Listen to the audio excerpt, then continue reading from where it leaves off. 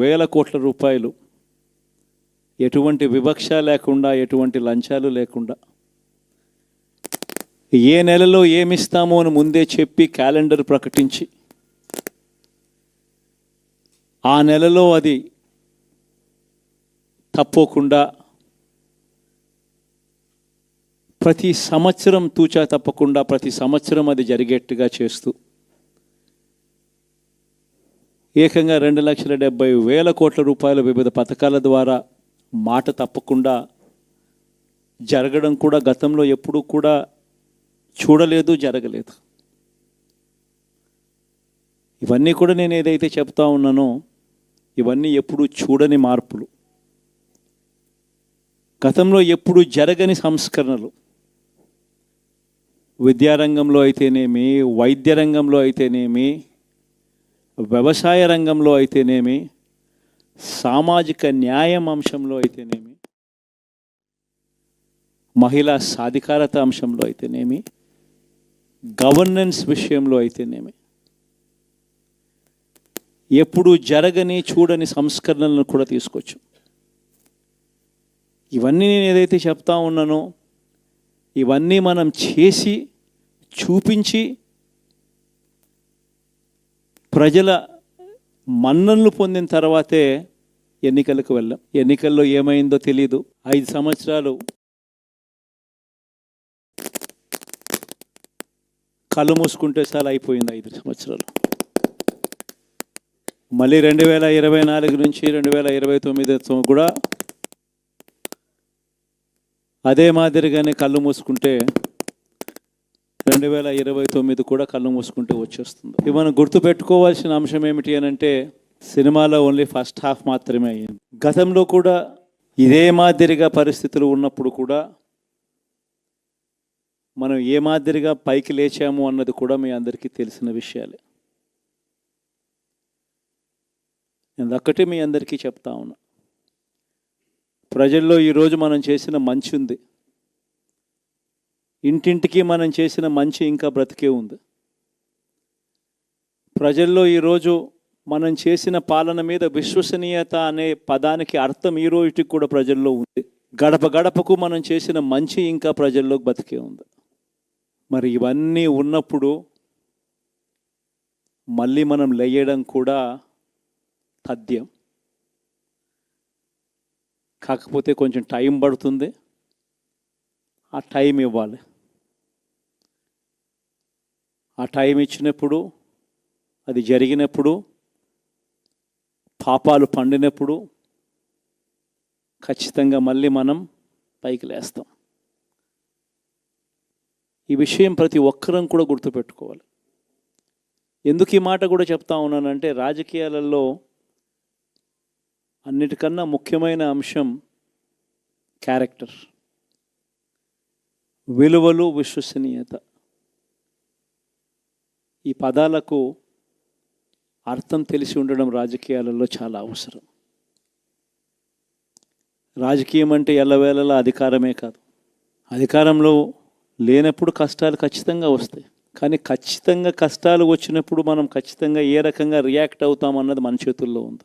విలువలు, విశ్వసనీయత లేని మనిషిగా రాజకీయాలు చేద్దామా, లేదా కష్టాలు వచ్చినప్పుడు ఆ కష్టాలను ఎదుర్కొని హుందాగా నిలబడుతూ మళ్ళీ 5 సంవత్సరాలు కళ్ళు మూసుకుంటే 5 సంవత్సరాలు అయిపోతాయి, మళ్ళీ 5 సంవత్సరాల తర్వాత మన పాలన వస్తుంది, మన ప్రభుత్వం వస్తుంది, అప్పుడు మళ్ళీ మనమే ఆందోళన ఎక్కుతామన్నది కూడా గుర్తుపెట్టుకొని అడుగులు వేస్తామా అన్నది మనలో ప్రతి ఒక్కరూ కూడా ఆలోచన చేసుకోవాలి. ఇదే మన ప్రభుత్వం అధికారంలో ఉన్నప్పుడు కులం చూడలేదు, మతం చూడలేదు, ప్రాంతం చూడలేదు, రాజకీయాలు చూడలేదు, చివరికి ఏ పార్టీకి ఎవరు ఓటు వేశారు అన్నది కూడా చూడకుండా ప్రతి పథకము కూడా డోర్ డెలివరీ చేయించాం. మనం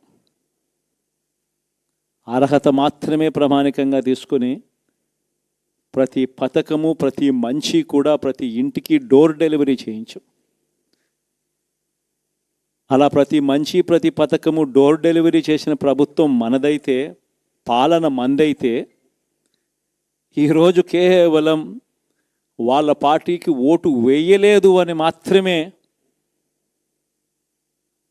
ఓటుకు వేయకపోవడమే పాపం అన్నట్టుగా ఈరోజు రావణ కాష్టం సృష్టిస్తూ ఉన్నారు, విధ్వంసం చేస్తూ ఉన్నారు,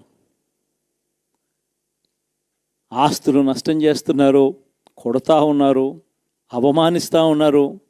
ఇవన్నీ శిశుపాలుని పాపాల్లో భాగాలుగా ఇవన్నీ అప్పుడే పాపాలు మొదలయ్యాయి. ఒకవైపున మనమేమో మనకు ఓటు వేయకపోయినా కానీ ఏ రోజు కూడా డిస్క్రిమినేషన్ చూడలేదు. అటువంటి వాళ్లకు కూడా మనం డోర్ డెలివరీ చేసిన ప్రభుత్వం పాలన మందైతే ఈరోజు కేవలం ఓటు వేయలేదన్న ఒకే ఒక కారణంతో ఏకంగా కొడతా ఉన్న పాలన వీళ్ళది. ఈ పాపం ఊరికే పోదు. రెండవ పాపం చంద్రబాబుది కూడా అప్పుడే పండింది. బహుశా కేంద్రం ఈ రకమైన కేంద్రంలో ఈ రకమైన పరిస్థితులు బహుశా ఎప్పుడు ఉండిండవేమో.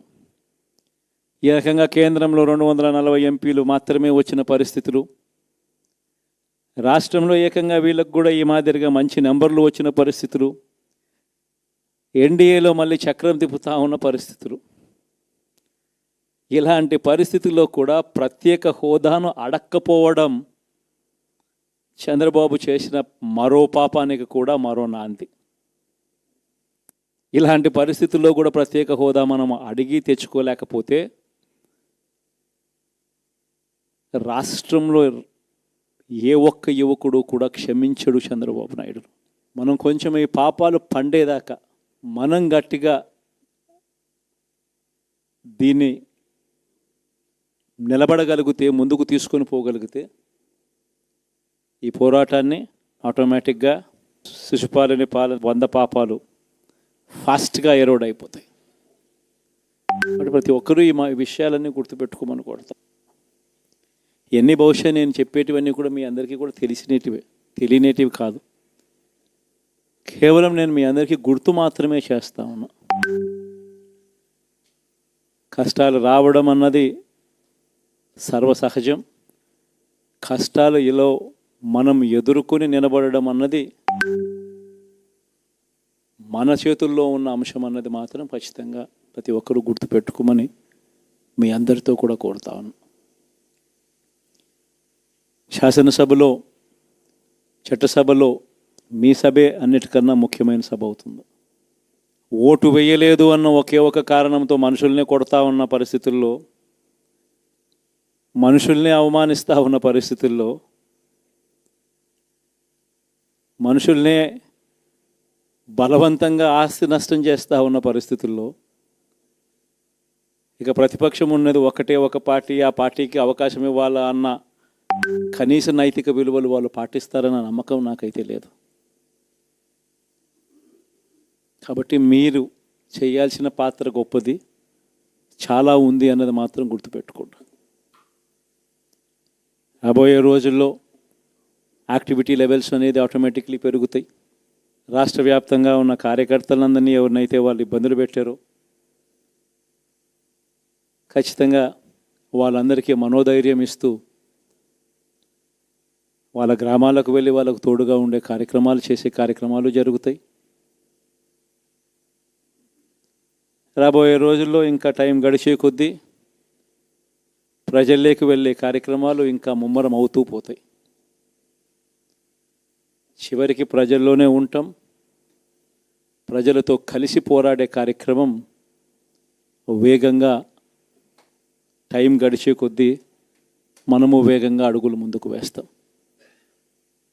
ఒకటి మీ అందరికీ చెప్తా ఉన్నా,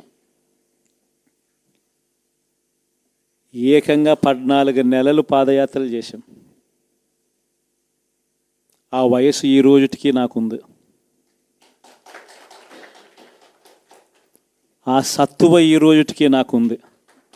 కాబట్టి మీరు మాత్రం ప్రతి ఒక్కరూ గుర్తుపెట్టుకోండి, ఆ టైం వచ్చేదాకా మీ పాత్ర చాలా కీలకం.